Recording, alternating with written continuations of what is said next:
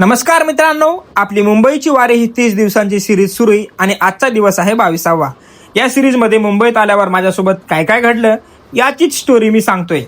तर मित्रांनो, या शहरात माणूस घराबाहेर पडलाय की आपोआप पळायला लागतो। त्याला पळ, जोरात चाल असं म्हणायची गरजच पडत नाही, कारण हे शहरच लय फास्ट आहे। मुंबईत येऊन मला 2-3 महिने झाले होते। सुरुवातीला आल्यावर इथल्या बिल्डिंगा, पळणारे माणसं, धावणाऱ्या गाड्या पाहून मी चकितच झालो होतो।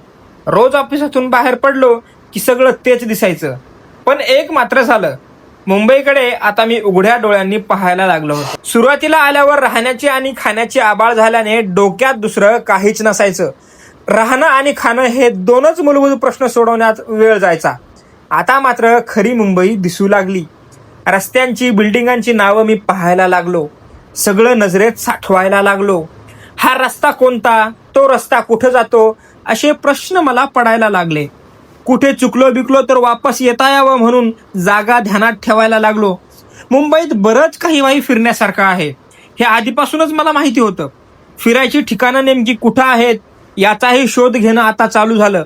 म्हणजे आता जरी त्या जागांवर जाणं पॉसिबल नसलं तरी भविष्यात कधीतरी जाऊ या विचाराने मी सगळी माहिती घेत होतो। ऑफिसातले सहकारी, रूममेट यांना मी जमेल तेव्हा मुंबईबद्दल विचारायला लागलो।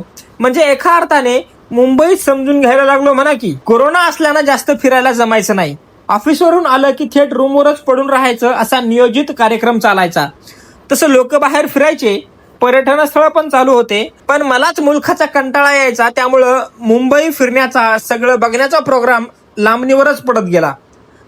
नंतर मात्र मित्रांसोबत फिरायचे काही योग आले।